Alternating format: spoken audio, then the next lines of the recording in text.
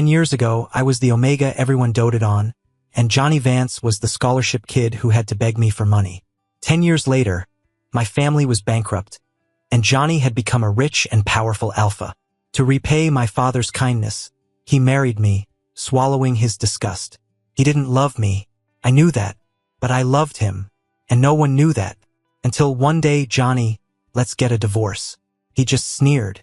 In your dreams, Leo.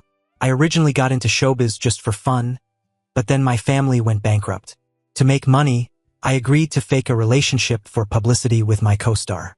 The new reality show we were filming was set on a luxury cruise ship.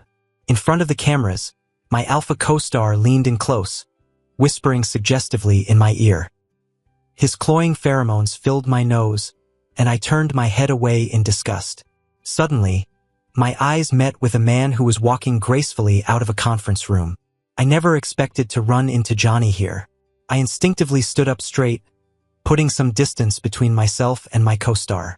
The female Omega guests on the set had clearly seen him too. They couldn't help but cover their mics and start gossiping excitedly. Is that him? The legendary new richest man? He's even more handsome in person than in his pictures on the rich list.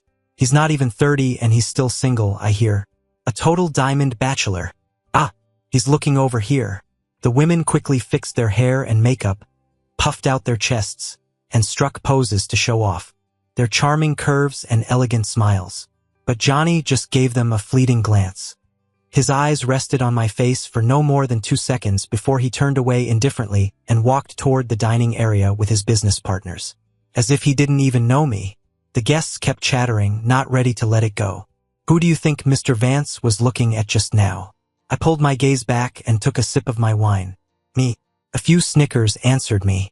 These female colleagues clearly didn't take me seriously. In a society where Omegas are rare, gentle and delicate, female Omegas are generally considered a better match for alphas and are more likely to earn the affection of the elite.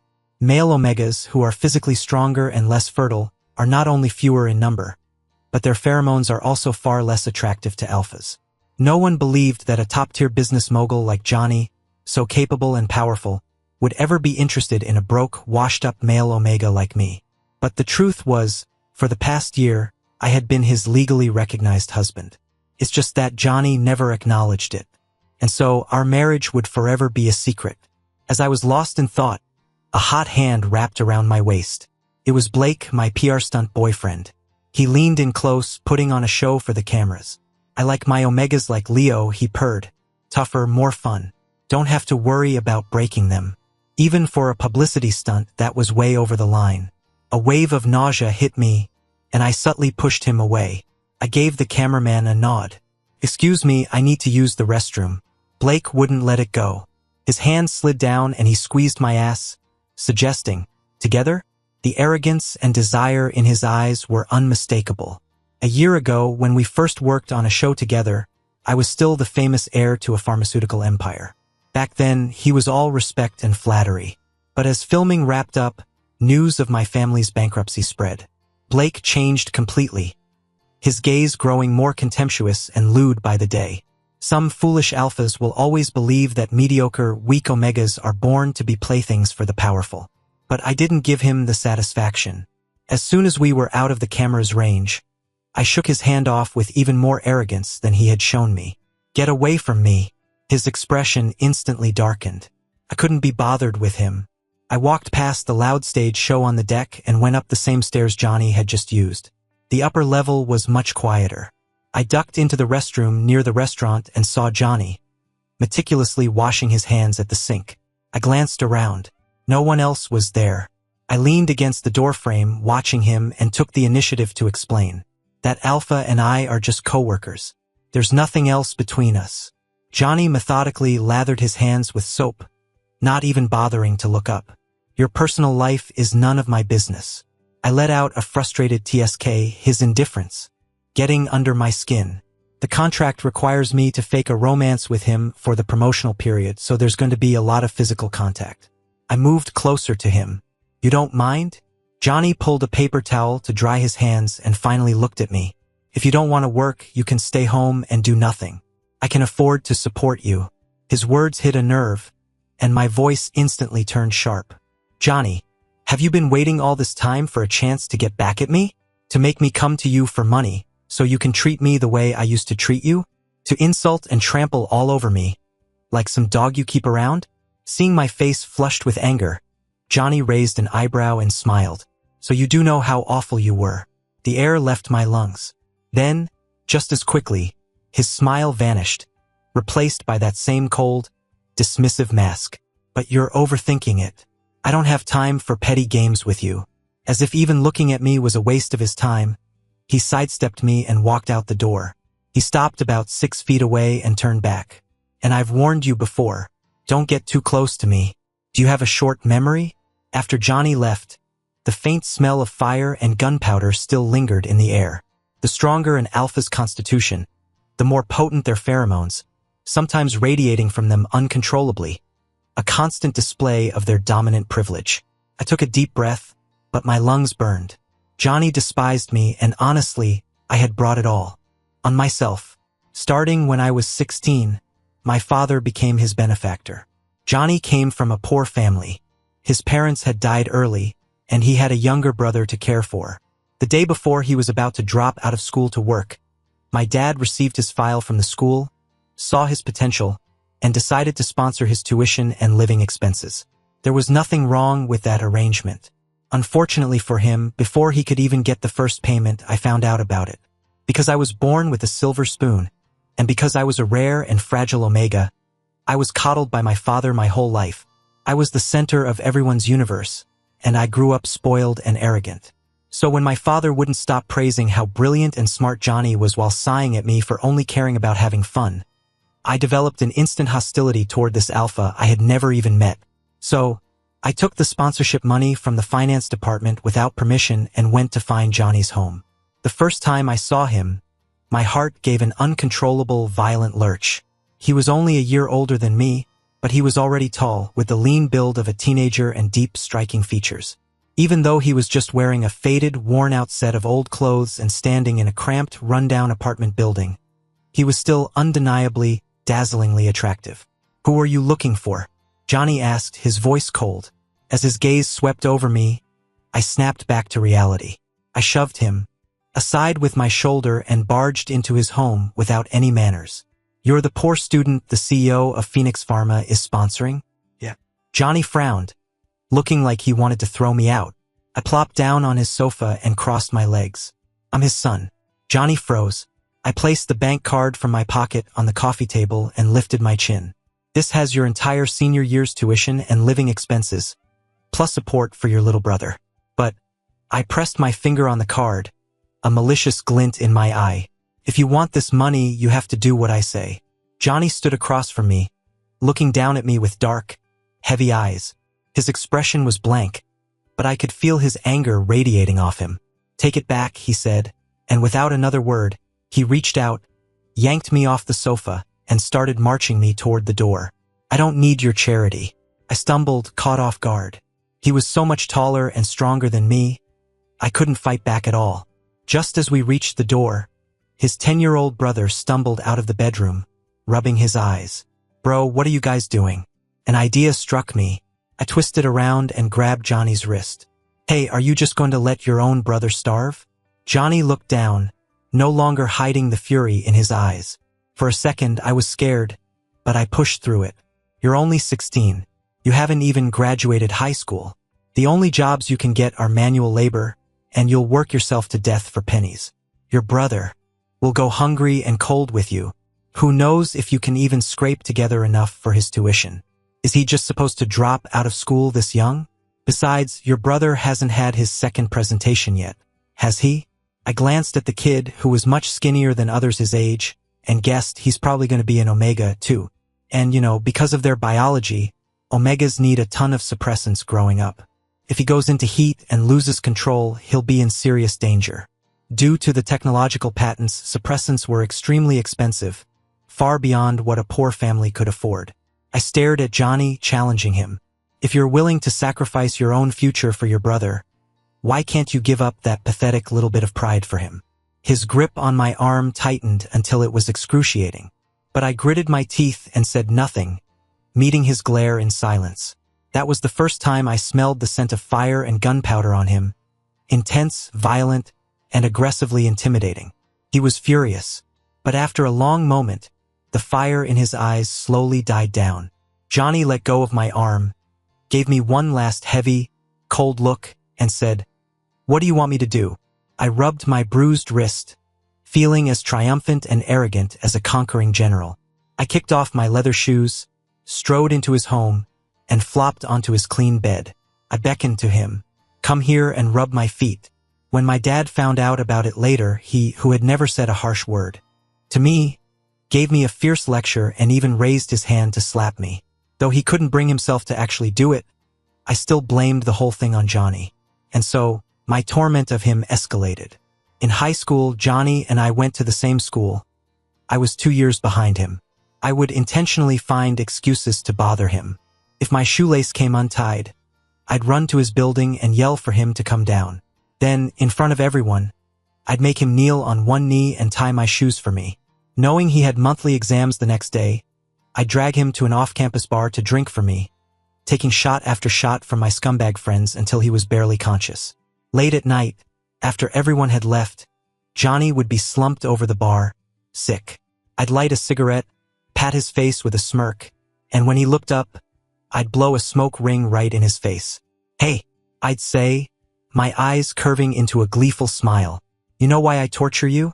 Johnny would squint, his gaze cold and thin. I hated that look of his, so detached and indifferent, as if I were just a monkey jumping around, desperate for attention. I grabbed his ear and shouted, "Because I hate you. Johnny, don't think that just because my dad likes you, you've gone from a peasant to a prince and are suddenly better than everyone. You're nothing but a servant my family bought. Got it?" I thought he would get angry, but instead Johnny laughed. He pushed himself up from the bar, his tall frame completely enveloping me, and slowly leaned in. His breath, laced with alcohol, brushed against my ear. "You're so childish," he said, "and pathetic." His dark, deep eyes stared into mine, filled with a stinging disdain and contempt. Growing up, I was surrounded by people who fawned over me. No one had ever dared to mock me to my face. I flew into a rage, completely losing it. I threw my arms around Johnny's neck. As if to vent all my frustration, I jumped up and bit his earlobe, so hard I almost tore through it. As blood welled up, Johnny shoved me to the ground, clutching his ear in fury. "Leo, you're a real spoiled asshole." My tailbone hit the floor hard, and my palms were scraped raw. "That's right. At least I have someone to spoil me. Do you?" The moment the words left my mouth, Johnny's face changed dramatically. His parents had recently died in an accident. My words were like ripping open his rawest wound and pouring salt on it. I regretted it instantly, but I was too proud to apologize. Johnny was silent for a long time. Finally, he gave me a look of pure disgust and turned to leave. That look hit my heart like a 1,000-pound hammer. The moment the glass door swung shut, tears started streaming down my face. I didn't mean to hit him where it hurt. He called me an asshole first. And besides, how could he look at me like that? From the very beginning, Johnny and I were destined for conflict. Now, my family was bankrupt, and he, with his brilliant technical skills and business acumen, had acquired my family's pharmaceutical group. Our roles were completely reversed. Even though Johnny was grateful for my father's support back then and had honored his dying wish by marrying me, a mediocre male Omega, he despised me from the bottom of his heart. We slept in separate rooms after the wedding, and he hadn't touched me once. This was all what I deserved. But still, I clutched my chest. Why did it hurt so much? I splashed some cold water on my face and slowly walked out of the restroom, surprised to see Blake waiting outside. Maybe it was my imagination, but the scent of his pheromones seemed much stronger. "One of the guests isn't feeling well, so they've canceled tonight's filming." I nodded. Just as I was about to walk past him, a sharp pain shot through the back of my neck. I clapped a hand to my neck in shock and looked at the syringe in Blake's hand. His eyes were bloodshot, his breathing heavy. My rut came early. "Do-me a favor." Our pheromones weren't compatible, so he'd used an aphrodisiac to force it. My limbs quickly went numb, my head spun, and I stumbled away, trying to run in the direction Johnny had gone. "Help, Johnny," my legs were like jelly. I only managed 2 steps before Blake caught me, held me down, and bit the back of my neck. Under the drug's influence, omega pheromones flooded out of me, driving the alpha insane. My silk shirt ripped. Blake started dragging me toward the restroom. In the struggle, I grabbed a decorative potted plant by the door, lifted it with all my strength and smashed it over his head. Blood poured from Blake's forehead.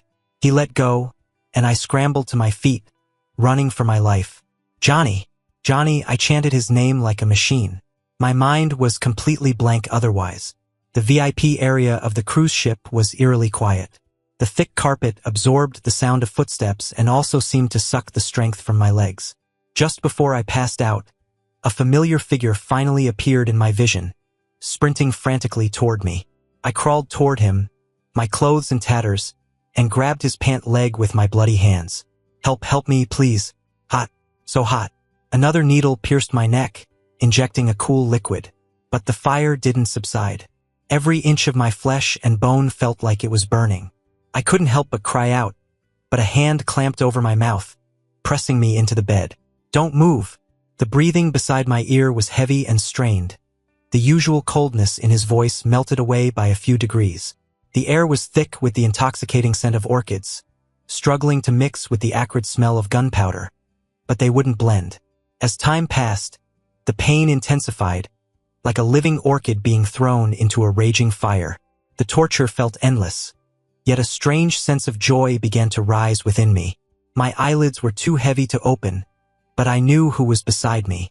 Years ago, the first and only time I had ever been intimate with someone had been just as painful and violent. After that disastrous fight with Johnny at the bar, I was too embarrassed to see him for a while. Before I knew it, he had graduated high school. In college, Johnny could support himself with scholarships and no longer needed our family's sponsorship. But my dad, seeing his talent for research, made an exception and allowed him to study in our company's labs. I couldn't see him at school anymore, but I heard his name constantly at home. The Johnny my dad talked about was brilliant, dazzling, a natural talent who could effortlessly keep up with R&D and even propose innovative new ideas. Given time, he was destined to become a rising star in the pharmaceutical world. During these conversations, my father's gaze would drift over to me. Though he never said it outright, I had a growing suspicion. My father had given up on me, his mediocre son. He wanted to groom the limitless potential of Johnny to be his successor. And conveniently, we were an alpha and an omega, close in age, a decent match. An image of that cold but handsome face flashed in my mind. I should have hated him.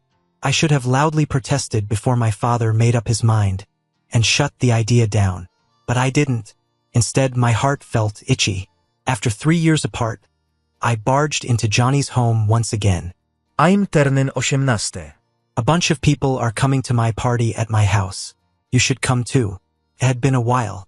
Johnny's frame had filled out, his features more chiseled, but his cold expression was exactly the same. Sorry, I'm busy. He was wearing an apron, cooking for his brother, not sparing me a single glance. Every time I was around him, my pride and arrogance crumbled. Furious, I plopped down in a chair and started fighting his brother for food. I'm not leaving until you agree. Johnny frowned, exasperated, but his gentlemanly manners kept him from throwing me out. Instead, he went back to the kitchen to cook 2 more dishes. His brother, however, was not happy. The 13-year-old had shot up, no longer a sprout but a sapling. He had even presented as an alpha. He snatched my chopsticks away, refusing to let me eat the food Johnny had made. You bully my brother. I don't like you. I fought with him. What do you know, you little brat? Theo shot back angrily. You bit him. He bled so much, and you never even said sorry. I was speechless.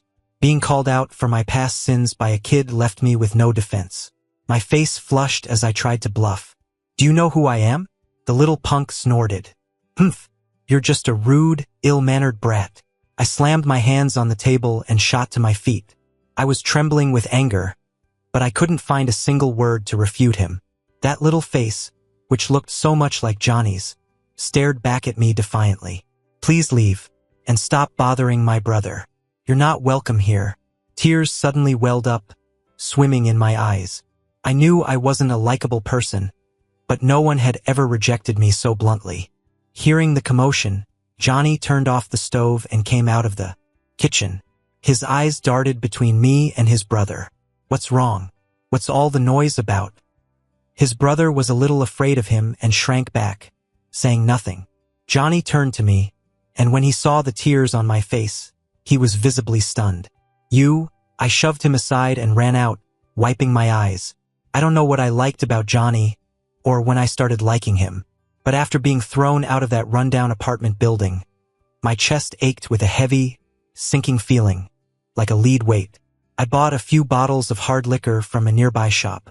I was too embarrassed to go back up, but I wasn't willing to just leave. So I crouched in the long, dark alley below his building and drank my sorrows away. As luck would have it, it started to drizzle, the light rain slowly turning into a downpour. Damn it! I was soaked to the bone, which only made me want to cry more. Suddenly, a shadow fell over me. Johnny was standing there, looking down at the empty bottles by the wall. His voice was puzzled. Why are you still here? I was feeling sorry for myself, but my mouth was as stubborn as ever. None of your business. You own this alley? I'll sit where I want. You won't come to my birthday, you won't let me eat, and now even me squatting on the ground bothers you? Do you hate me that much? Well, Johnny, I'm not going to let you win. I mumbled and grumbled, trying to stand up, but a searing pain shot through my foot, and I yelped and squatted back down. Johnny knelt down in front of me. What's wrong? My lip trembled. My foot's asleep, I whined. Johnny let out a helpless, exasperated laugh. He tucked his umbrella into my hand and pointed to his own back. Get on. I'll carry you. I'm a difficult person. I don't need it, I said stubbornly. But he grabbed my arm. Stop arguing. I have to get you home so I can get back to my brother, right? His brother was always more important. I reluctantly climbed onto his back. Johnny's body was warm and solid, the complete opposite of his usual cold demeanor. He started carrying me toward the main road to find a taxi. As we reached the end of the alley, Johnny suddenly spoke. I apologize on Theo's behalf. He's just a kid and doesn't know what he's saying. Don't take it to heart. That was it. I could handle his coldness, but this sudden softness undid me. The tears started flowing again, uncontrollably. He wasn't wrong, though. The liquor was burning in my stomach. I felt sick, and my head was getting fuzzy. I'm sorry, Johnny. The man carrying me paused. Sorry for what? He asked in a low voice. With my eyes closed, I let the alcohol loosen my tongue and poured out years of guilt. I shouldn't have bitten your ear, and I shouldn't have said such horrible things. I was always picking fights with you because I was afraid you'd steal my dad's attention and affection. I lost my mom a long time ago. If my dad stopped paying attention to me too, I don't know what I'd do. Johnny was silent for a long time before he finally murmured, I know. I felt hot, sweating all over. I pressed my face against his neck to cool down. Don't be mad at me anymore. I'm not a brat. No, you're not. I was delirious with fever. Acting on pure instinct, I kissed his earlobe, licking the scar I had made all those years ago. Johnny, I think I might like you. The body beneath me jolted. Are you running a fever? The words had barely left his mouth when a rich, intoxicating scent of orchids erupted from my skin, quickly enveloping us both. Johnny froze completely. Leo, you're at 18 years old. Without any warning, I went into my first heat. The sweet scent of an Omega's pheromones attracted nearby alphas. The area wasn't safe to begin with, and Johnny didn't dare let me go at a time like this. He ran with me on his back to his apartment building, and quickly locked the doors and windows. I lay on his bed, dizzy, as if I were floating on a cloud, the ceiling spinning above me. Johnny's voice was more urgent than usual as he instructed his brother. Take all the money we have, go buy suppressants. Buy as many as you can. Hurry! His brother ran out. Johnny came over to me and wiped my sweat with a cool, damp towel. Hang in there. Theo will be back soon, he trailed off.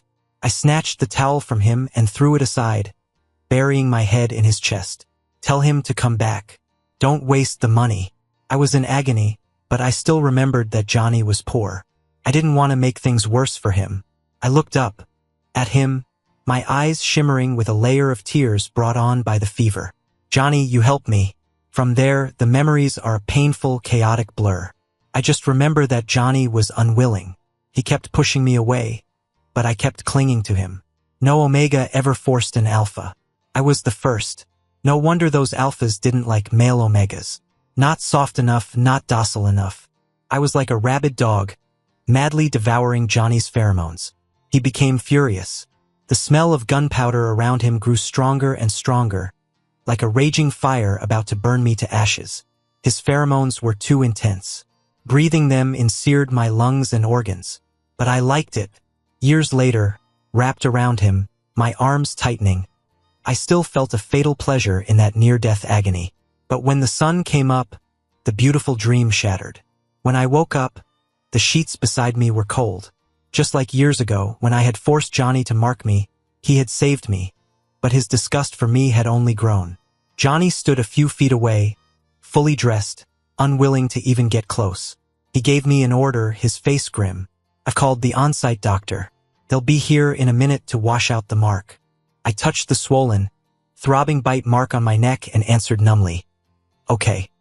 He had only touched me twice, and both times, he made sure to have every trace of his pheromones cleansed from my body afterward. He was terrified of getting me pregnant, which would tie us together even more inextricably. It didn't matter anymore. Our pheromones weren't compatible anyway. Leaving the mark would just make me miserable. When the doctor arrived, they brought me some food. After I ate, they used the newest cleansing solution. Johnny had developed the main formula. He really was a genius. This time, the cleaning process was almost painless. Not like that first time at 18, when washing out the mark nearly killed me. After changing and covering the marks all over my body, I checked the time and went downstairs to rejoin the show's crew. As I passed a conference room, I heard an angry voice from inside. Who found this manufacturer? The slightest deviation in the drug's composition can have serious consequences. Don't they know that? This new drug isn't just ineffective, it's actually making the rejection worse. Who the hell did the quality control on this? It took a lot to make an Iceman like Johnny that furious. Curious, I peeked through the crack in the door. The entire R&D team was silent. Then, a female Omega stood up, walked over to Johnny, and gently patted his shoulder, using her pheromones to subtly soothe his anger. It's okay. This drug is brand new and hasn't gone through rigorous clinical trials. It was never meant for the market yet. It's normal for it to not meet expectations. Johnny, don't be so hard on yourself. Her pheromones, a damp scent of fresh grass, were calming and peaceful, like a gentle morning rain. The rage radiating from Johnny gradually subsided, and the scent of gunpowder retreated. He calmed down and sat back. Let's continue the meeting. The female Omega withdrew her hand and returned to her seat. As she turned, her long hair swung around, and I saw her face clearly. It was Johnny's first love. After that accident happened, Johnny started avoiding me. He took a leave of absence from my dad and even stopped going to the company labs. So I had to swallow my pride, buy a big bag of snacks, and go stake out his home. Thanks to the food, his brother didn't kick me out. Hey kid, when is your brother coming home? Theo kept his head down, gobbling up a small cake. Probably late. He's busy preparing for the innovation competition. That's tough, I sighed. Is he alone? Is he remembering to eat? Theo leaned in conspiratorially, a strange light in his eyes. He's not alone. There's a pretty older sister on his team. A jolt of panic shot through me. I didn't even know what I was panicking about. The next thing I knew, I was standing outside the lab at Johnny's university, panting. I leaned against the wall, trying to catch my breath, my back soaked with sweat. Just then, Johnny appeared. He walked down the hall from the other end, a petite girl right beside him. They were laughing and talking, clearly enjoying their conversation. Johnny looked relaxed, a gentle smile on his lips. But the moment he saw me, the smile vanished. He stopped, keeping a safe distance between us. Leo? What are you doing here? I didn't answer, my eyes glued to the girl. Next to him, she had silky long hair, a delicate figure, and that soft, gentle air unique to female Omegas. Especially the faint scent of her pheromones, damp and cool, with a natural healing quality that was a perfect match for Johnny's fiery, explosive ones. Remembering the shy, strange expression on his brother's face when he mentioned her, I was almost certain. This girl was special to Johnny. My heart hammered in my chest, and I could barely breathe. Noticing my hostile glare, Johnny subtly moved to stand in front of the girl and said to her softly, "Chloe, you head back to the lab first. I'll handle this." The girl nodded, giving me a complicated look before she left. In the empty, quiet hallway, I looked at Johnny. Who is she? Just a student from a lower year on my competition team. Johnny clearly had no intention of reporting his personal life to me, nor did he have much patience. "It's getting dark. I'll take you home." He couldn't even spare a few minutes to talk to me. I rushed forward and grabbed him by the collar. "Johnny, we've already done it. Are you trying to deny it?" Johnny looked down, his eyes dark and silent. I stared at him in disbelief. "Are you really that kind of person? You just wanted a freebie, and you're not going to take any responsibility?" Johnny gently pushed my hand away and took a step back. "The mark has been cleaned," he said in a low voice. He said, "You're still whole. You can find someone better." Such a perfect, textbook rejection. "Someone better?" I demanded, my eyes red. "Johnny, is it because you already have someone in your heart?" He stood there, not too close, not too far, just watching me. He didn't speak, but he didn't deny it either. The answer was clear. I turned my back to him, straightening my spine, refusing to let him see my tears again. "Fine. That suits me perfectly. A low-life peasant like you could never deserve me anyway. I've always been someone whose words are tougher than they are. I say the cruelest things, then cry myself to sleep at night." Finally, unable to bear it anymore, I threw away my shame and confessed my secret feelings to my dad. "Don't you think Johnny has a lot of potential? Our family is so powerful, it shouldn't be hard to win him over, right?" Phoenix Pharma had a monopoly on suppressants. As long as people needed to control their pheromones, my family's company would thrive. Whoever married me would become the next heir to the pharmaceutical empire. I didn't believe anyone could resist that temptation. But to my surprise, my dad just let out a long sigh. "Johnny isn't coming back. He started his own studio to develop new types of suppressants." I froze. My dad looked at me meaningfully. "Son, some things aren't meant to be. Don't force it." To help me move on, my dad introduced me to several high-quality alphas. They were all attentive and willing to humble themselves to please me. But the more I spent time with others, the more I missed the cold but capable Johnny. He never looked up to me because of my privileged background. And likewise, when he was kind to me, it was never because of my status. I still couldn't let him go. I secretly got in touch with his brother to get updates on Johnny. Theo, munching on the snacks I brought him, generously sold out his brother. His studio is expanding into a company. It's growing so fast, and it's all thanks to Chloe. When he talked about Chloe, the brat's attitude was the complete opposite of how he treated me. It was Chloe this and Chloe that, and it made my chest ache.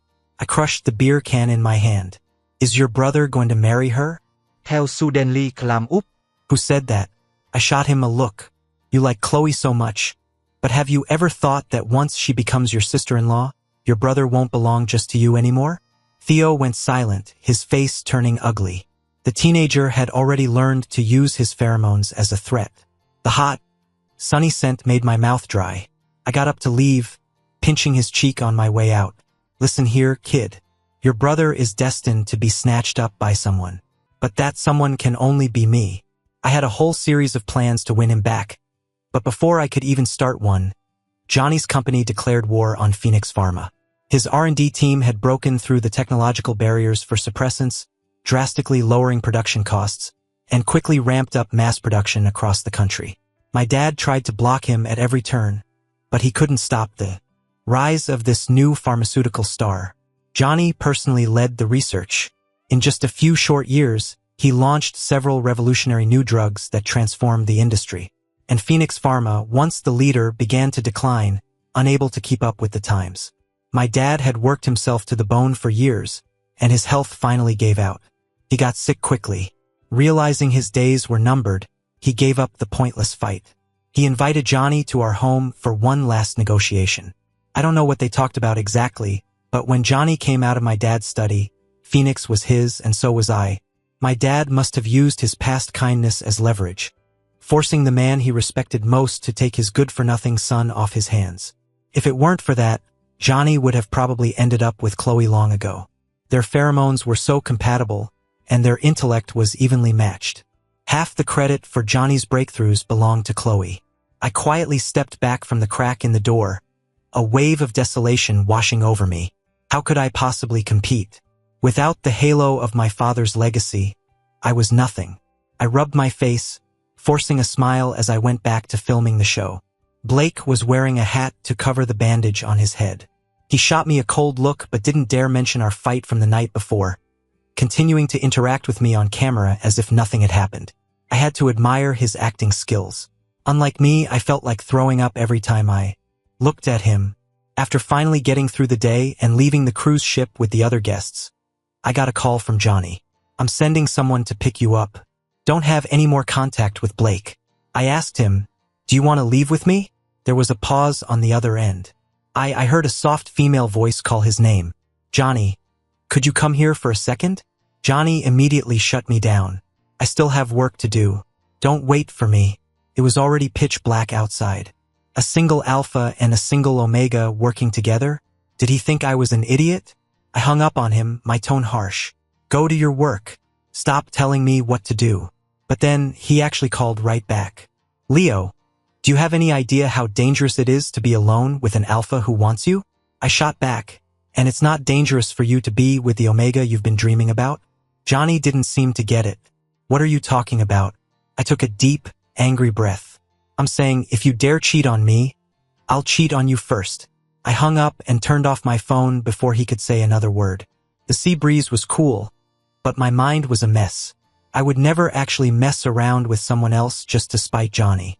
After getting off the boat and saying goodbye to the crew, I put on my mask and hat and drove myself to the airport. Theo was flying back today for a vacation. His brother might not care, but I remembered.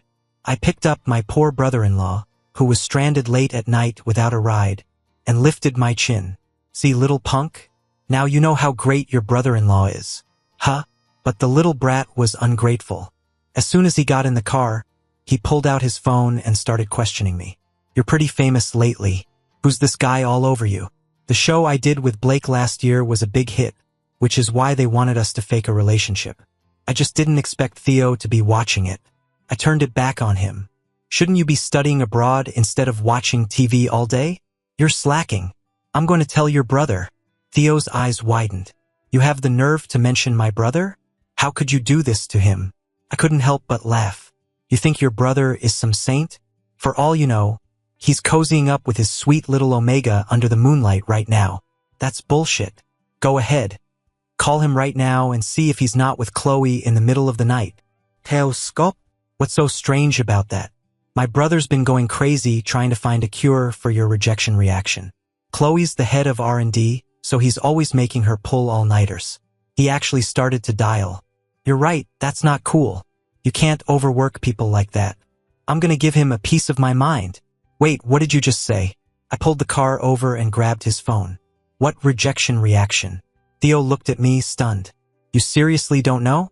He shook his head in disbelief. "You've got to be kidding me. You two have been married for a year. You haven't noticed that you have a severe reaction to my brother's pheromones? That it hurts you to even smell them? Huh? It's a medical condition?" I was dumbfounded, as if I'd been struck by lightning. Theo was just as shocked. "No way, Leo. I know you're not the sharpest tool in the shed, but I didn't think you were this dense. You and my brother have been together like a million times. You really never noticed something was wrong? Your brother avoids me like the plague. How was I supposed to notice anything?" My face flushed as I tried to save face. "I've never been with anyone else, so how would I know what's normal? It's all your brother's fault. Why didn't he tell me?" "Theo Scott? A rich kid like you has always looked down on poor people like us. If you knew you were allergic to his pheromones, my brother would never have had a chance to marry you in this lifetime." The boomerang I'd thrown in a fit of anger years ago had finally come flying back to hit me. My mind was reeling, but my mouth was still stubborn. Good. It would have saved him the trouble of breaking up the tragic love story between him and Chloe. Theo got angry. "What does this have to do with Chloe? She's my girlfriend." "Huh?" I was shocked. "When did this happen? How come I never heard about it?" My brother-in-law's face turned red. "Well, I haven't actually asked her out yet." Theo looked at me seriously, his expression earnest. "Leo, I know you can be a drama queen, but just stop for a second. my brother has had it really rough these past few years. After you couldn't get suppressants during your first heat, he started researching cheaper, more accessible ones. You said poor people like us didn't deserve you, so my brother worked himself to the bone, day and night, to build his company, hoping that one day you'd see him as an equal. The younger brother sighed on his brother's behalf. Even if you don't love him that much, can't you at least be a little nicer to him, considering how hard he's tried? I was speechless for a long time, but I can't see any sign that he loves me. Because my brother doesn't dare, Theo said softly. He knows very well that his love is torture for you. That conversation hit me like a ton of bricks. For the rest of the drive, Theo wouldn't even let me drive, afraid I'd be too distracted and crash into a median. He dropped me off downstairs, then tactfully made his exit. Leo, you and my brother need to have a real talk tonight. I walked up the stairs in silence, mentally rehearsing what I would say when I saw Johnny. Before, I didn't know how he felt, and I was terrified he would leave me. But now, oh, you clever bastard. I figured you out. Time to hit him with something big. I rubbed my hands together excitedly, but when I flipped on the lights, there was someone sitting on the sofa. Gah! I jumped. You're back? I thought you were working on the cruise ship with Miss Chloe? Johnny stared at the phone in his hand, ignoring my comment, that same cold mask on his face. I was laughing on the inside, but I kept my face straight, walked over to him, and cleared my throat. Johnny, let's get a divorce. The man on the sofa shot his head up. Why? I decided to test him. I've been thinking, and Blake isn't so bad. At least he's interested in me. I wouldn't have to live like a widow. Johnny's face went pale. He threw his phone at me. He's a cheater and a pig who sleeps around with anything that moves. He'd get it up for a sow, and that's who you're interested in? Leo, you must be really desperate. Did a guy like him even know how to swear? I widened my eyes and looked at the explosive trending topics on his phone. In just a few hours, all of Blake's dirty laundry had been aired out online, completely destroying his career. You did this? Johnny didn't deny it. His voice was heavy. If you find your soulmate, I'll wish you well. But it can't be Blake. You'd wish me well? I moved closer to him. If I really left you, you wouldn't care? Johnny took a step back, his eyes darting away in a panic, refusing to meet my gaze. Stay away from me. Don't come any closer. I deliberately took 2 quick steps and threw myself into his arms. The fire seared my skin again. I took a deep breath of his potent pheromones, enduring the pain as I looked up at him. Johnny, I'm not afraid of the pain. He tried to pull away frantically, but I held onto his waist even tighter. I'm only afraid of you pushing me away. Johnny froze, motionless for a long moment. Leo, have you lost your mind? I tilted my head up and kissed the corner of his mouth. Yes, I've lost my mind. That's why I get so jealous I say things I don't mean. I held his face in my hands, reverently, and apologized again for my mistake all those years ago. Johnny, in my heart, you were never a low-life peasant. You are my destiny. From the first moment I saw him, with the sun shining on that young man, his handsome, strong, and reserved figure was etched into my soul. I didn't realize it, but I had already claimed him as my own. Every time I bullied him, it was just to prove that I still had him. Johnny was flustered, his breathing unsteady. His pheromones flared violently before he forced them back down, a sheen of sweat breaking out on his forehead. I reached up and unbuttoned his shirt, rubbing my cheek against his. Don't, Johnny stopped me. The treatment hasn't been perfected yet. You can't handle it. But I can't wait anymore. I held my lover tightly. Burn me to the ground. Johnny's extra when my parents passed away. My brother was still very young. At my wit's end, I met a benefactor. The CEO of the pharmaceutical giant Phoenix Pharma was willing to sponsor me, but he had one condition: one day, I would have to marry his son and join the Sutton family. I had never liked anyone before, so I thought marrying one person was the same as marrying any other. I agreed.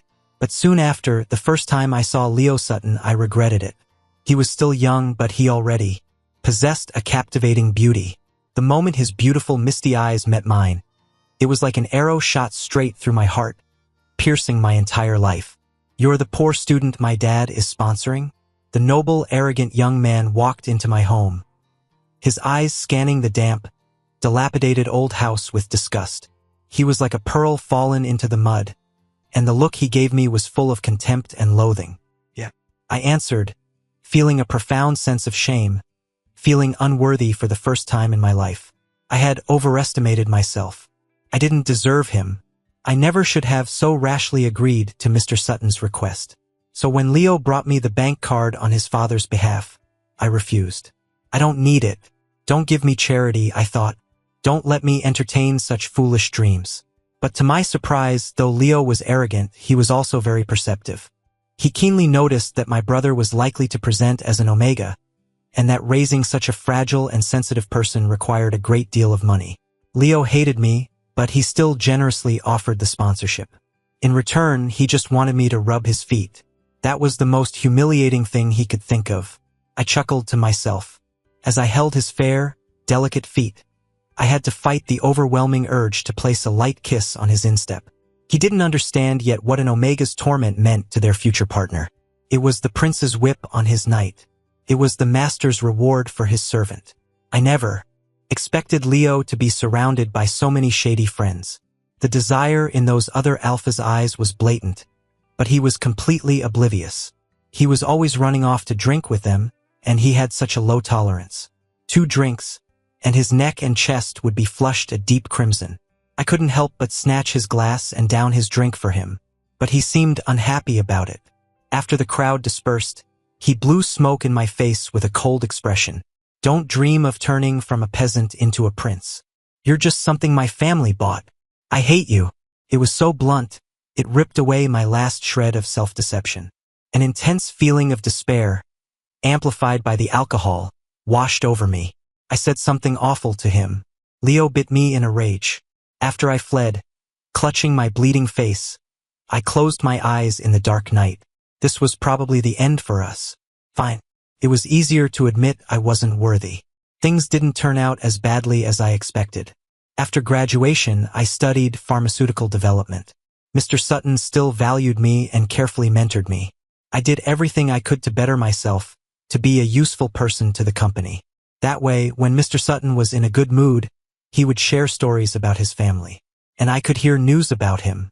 My little Omega, the one I thought about constantly, were you doing okay? Unexpectedly, Leo came to invite me to his coming-of-age party. But the first thing he did was list a bunch of his scummy friends' names. Then he reluctantly added, you come too. Mr. Sutton must have forced him. He had to come and find me. I took a deep breath, not wanting to cause him more trouble. Sorry, I'm busy. Even as I said it, I started efficiently washing vegetables. Mr. Sutton had told me his son didn't like greasy food. He wouldn't eat a thing if there was even a drop too much oil. I wanted him to taste my cooking. I wanted him to stay a little longer.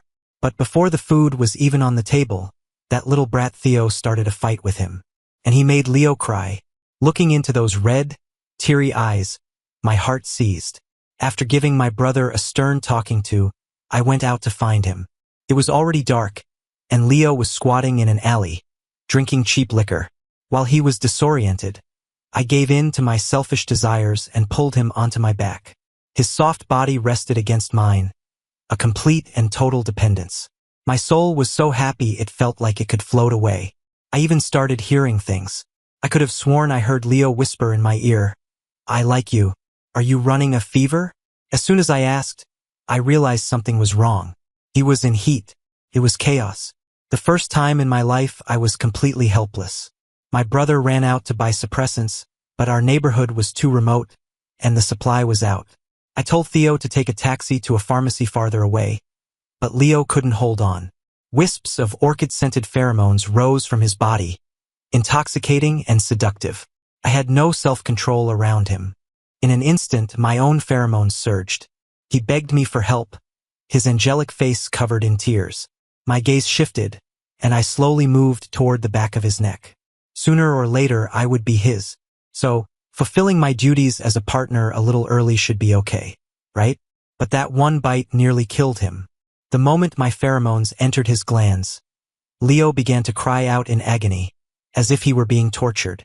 His body was burning hot, and he couldn't stop shaking. I was terrified. I hurriedly dressed him, swallowed my pride, and called Mr. Sutton for help. Leo was taken to the hospital. He had a high fever for 3 days and 3 nights and underwent an excruciatingly painful mark cleansing procedure. The lab results came back. My pheromone compatibility with Leo was 0. Moreover, he was allergic to my pheromones with a strong rejection reaction. Just being near me made him uncomfortable. Mr. Sutton held the report, silent for a long time. I watched him, helpless, a growing dread in my heart. Finally, he walked over to me, patted my shoulder, and sighed. Our agreement is now void. He said I could still stay at Phoenix Pharma, but I was never to go near Leo again. I didn't stay, to see him, to hear him, but to never be able to have him. That was the cruelest torture imaginable. I chose to start my own company. This tragedy was all because of suppressants, so I was determined to break through the technological barriers. I found a student, Chloe, who was also interested. In the research, I buried myself in my work, numbing the pain with science through countless sleepless nights and failures, until Leo came to find me. I remembered the doctor's warning and didn't dare get close to him. Leo asked me, "Do you already have someone you like in your heart?" I looked at him, the bitterness unspeakable. "Yes." But he turned and walked away. "You low-life peasant, you could never deserve me." I really couldn't let it go. How could I let go of the person I had fallen for at first sight? I never wanted to be enemies with the Suttons, but Mr. Sutton was furious about my rise and constantly applied pressure, obstructing my progress. I fought desperately to save my company, stressed and overwhelmed every single day. During the years I lost contact with Leo, I saw him on screen. He had grown into an elegant, captivating man, shining like a pearl, a household name. I had fought my way to the top of the mountain, but I still couldn't touch the moon in the sky. My dark obsession twisted me. In the end, I survived. But Mr. Sutton went bankrupt. The scent of ink filled the study, only making my own motives seem more malicious. "Mr. Sutton, right now only I can save Phoenix Pharma. But I have one condition." I ruthlessly pressured the dying old man. "Give me your son in marriage." I swore to him that I would develop a drug to cure the rejection reaction. The study door opened.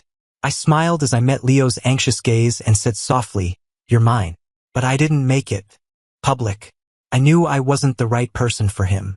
I wanted to leave him a way out. For a whole year, I worked tirelessly to keep my promise. Chloe, the head of the anti-allergy drug development, had somehow been roped in by my brother.